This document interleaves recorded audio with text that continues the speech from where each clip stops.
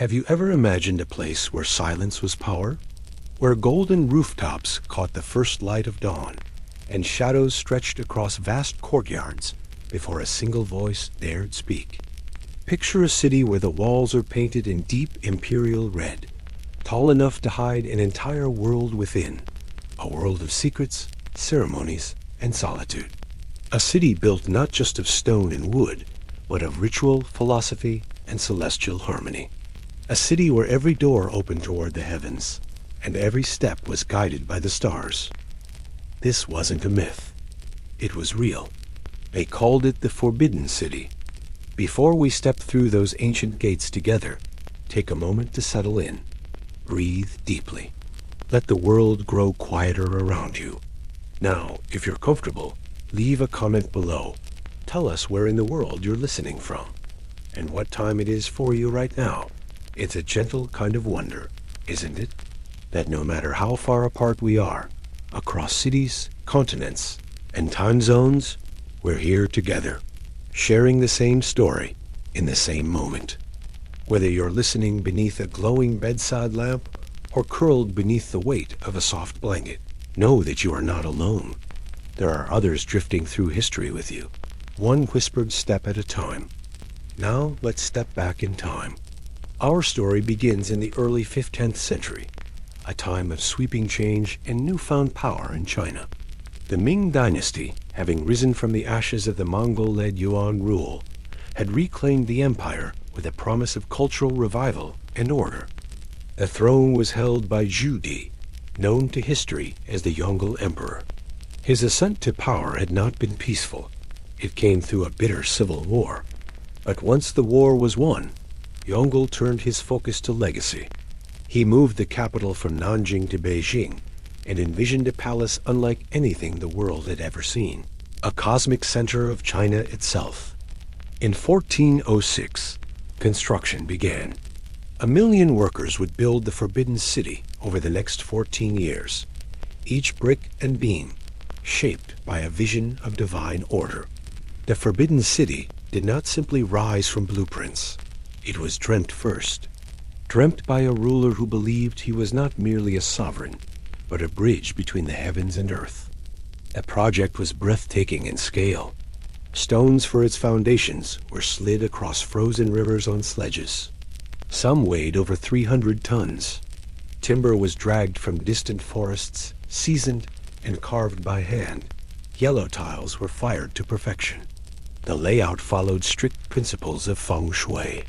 The north-south axis, the placement of halls and gates, the number of steps, each spoke to celestial balance.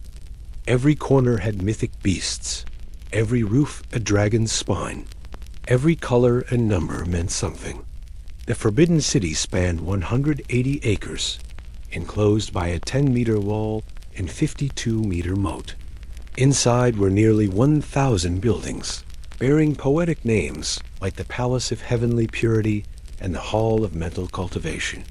The Hall of Supreme Harmony, center of it all, glittered with golden tile and marble. Beneath its carved ceiling stood the Dragon Throne, seat of absolute power. Life inside began before sunrise. The Emperor awoke in ritual silence. His movements were attended, his meals prepared with astronomical care. Ministers gathered, scrolls were presented. Everything had structure. Nothing was done casually. Even meals balanced the 5 flavors, temperatures, and seasons. A bite of food was a statement of equilibrium. Morning audiences were tense rituals. Officials bowed in precise order, their positions mapped by stone tablets. Words were few but heavy with consequence. To displease could mean disgrace. To be noticed could be perilous. Power moved through looks, nods, and parchment. Behind the throne rooms, life grew quieter, but no less intense. In the inner court lived the emperor's family, his wife, concubines, children, and eunuchs. Women entered the palace young, chosen for lineage, beauty, and discipline. Few ever saw the emperor. Those who did and bore sons gained status. Others faded into the margins. The empress ruled the inner household, Eunuchs controlled logistics. Some wielded enormous power, acting as gatekeepers to the throne. Among them were whispers of alliances, poison, secret births. Power here did not shout, it whispered. Children were raised not in warmth, but in order. They learned history, ritual, calligraphy. They memorized etiquette before they knew laughter. A prince might never feel wind beyond palace gardens. Their world was tiled courtyards, silk robes, and obligation. But behind protocol was intellect. Libraries brimmed with scrolls. Scholars taught ethics, medicine, astronomy. Music echoed through quiet halls. Art wasn't leisure, it was governance. A ruler's calligraphy was judged like his policies. Yet not all was serene. As dynasties aged, shadows grew. Eunuchs schemed. Ministers plotted. Rival factions gained control. And when the Ming dynasty crumbled in 1644, the Forbidden City was handed over, not destroyed. The Manchu-led Qing entered, taking the city as their own. They preserved its structure, symbols, and rituals. They learned Chinese, embraced Confucianism, and worshipped at the same altars. But they brought changes too. Manchu guards, new dialects, private customs. Emperors like Kangxi and Qianlong expanded China's borders, funded scholarship, and cemented the palace as a symbol of eternal rule. Still, decline arrived. By the 1800s, corruption grew. The world changed. The palace remained. By 1912, the last emperor, Kui, just 6 years old, abdicated. He remained inside the palace, a boy playing king in empty halls. In 1924, he was evicted. The Forbidden City was now a memory. It became a museum, but survival wasn't easy. Wars, revolutions, looting, all threatened its walls. Yet curators hid relics, smuggled scrolls, protected statues. Slowly, it was saved. Restorers cleaned beams with brushes made of hair. Craftsmen refired tiles in ancient kilns. Historians translated forgotten scripts.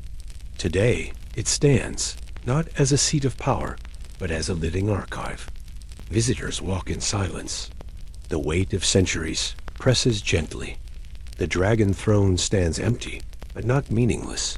It tells us of time, of ritual, of beauty built to last. Not everything was harmony.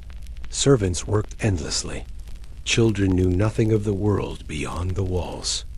Even emperors, trapped by their own divinity, wrote secret poems, wandered gardens in longing, tried to remember themselves. The Forbidden City became a mirror of discipline, beauty, suffering, and strength. There is something comforting about permanence, about knowing that in a world of movement, there are places that stay.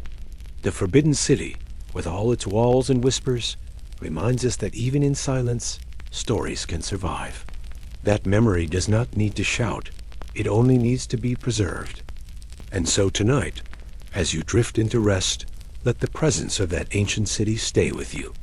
Imagine the stone underfoot, the hush of courtly gardens, the rustle of silk robes, not as history, but as a part of your breath, still, soft, and sacred.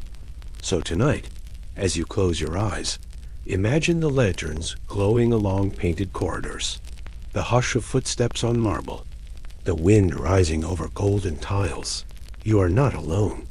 You are walking through time. Good night, traveler. May your dreams walk the palace paths.